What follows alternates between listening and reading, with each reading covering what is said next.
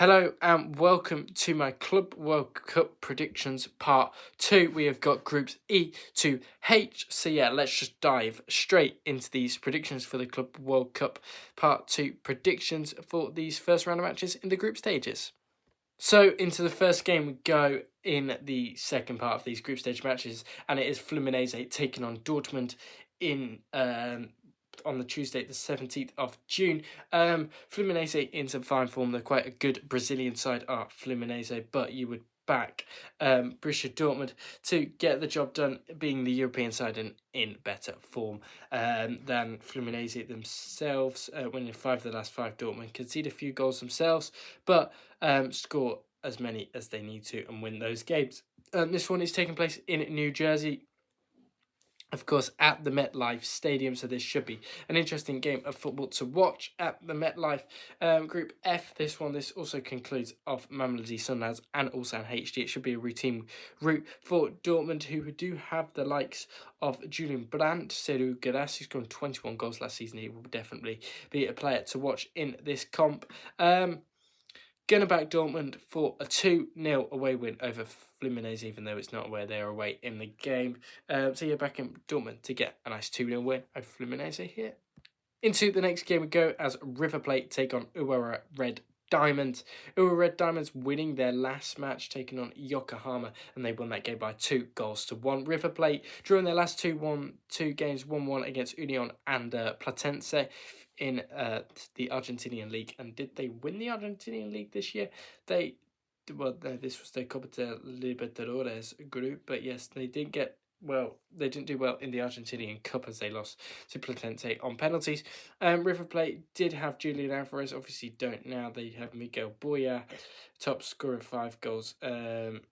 Stats-wise, not Mascherano, Gonzalo Montiel, Marcos Acuñas, who have previously both played in Europe. So they got some good players to River Plate. Going to back them in this one for a nice 2-0 win over over the Urawa Red Diamonds in this one, who probably are one of the worst worst teams in the competition. So yeah, back in River Plate for a nice 2-0 win in this one. As we start the predictions, we're back to 2-0 wins for the favoured sides.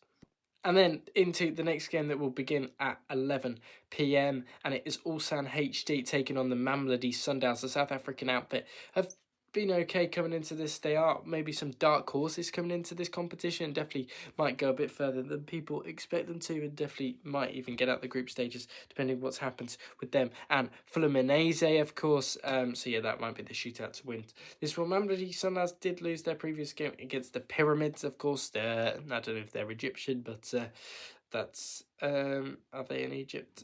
The Pyramids? They are, yes, they do play in Egypt. The Mamelodi Sundowns, do about them in this one. I think Ulsan HD might make a game of it. I think it'd be a tight one to call.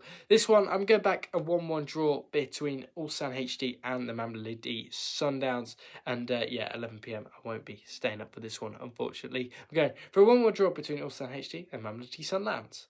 And now, what is the final game on the Wednesday evening? And it's Monterrey taking on Inter. Monterrey gave Liverpool a game a few years back in the Club World Cup. Of course, Jurgen Klopp, I think, was the manager of Liverpool that specific day. Inter be looking to bounce back from the Champions League final of that 5-0 defeat to PSG. Monterrey losing 2-1 to Toluca in their last game. I think Inter should get over the line pretty routinely, and they want to bounce back, and Simone Inzaghi will definitely want to hit back for Inter Milan in this one. So yeah, I think Inter will win quite comfortably in this one. I'm not sure what they'll do, but they might maybe rotate. I'm not sure. But they've got Lautaro Martinez up top. They've got Thuram. They've got Çalhanoğlu with Cherby Bastoni. Bit of an aging defence that really showed in the UCL final. Monterrey, they did have Funes Mori a few games or a few years back. Sorry, they don't obviously have him now. They got Chavez.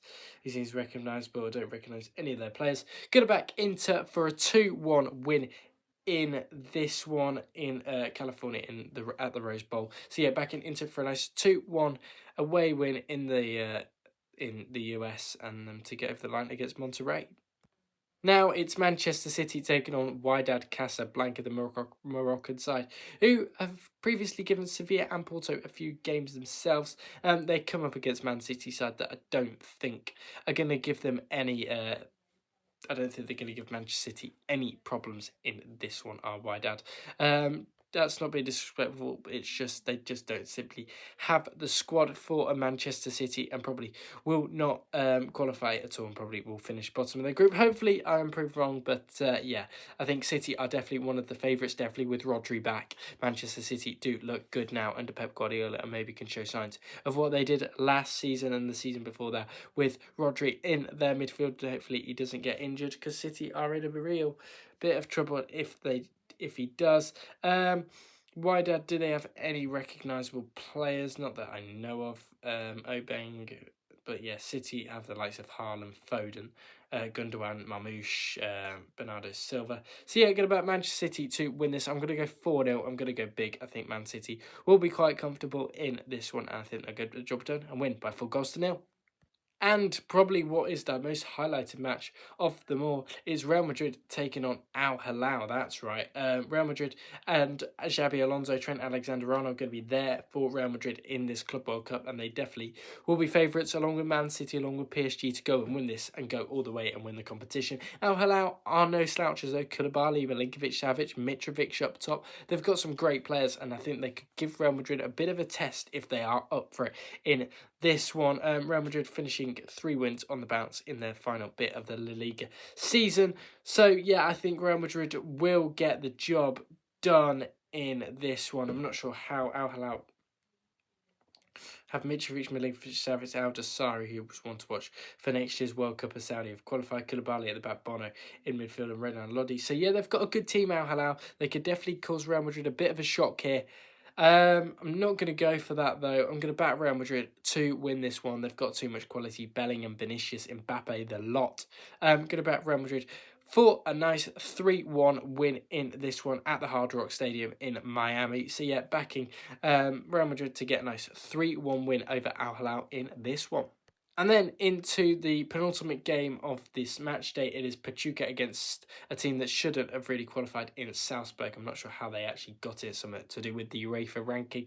But Salzburg do have, I think, Ratkov and Badio up front, Schlager in that, who I recognise. But yeah, they don't have many recognisable players, but they'll be looking to win this one against Pachuca, who aren't exactly the greatest team, losing 2-0 over 2 legs over against Club America, who almost qualified against LAFC, of course.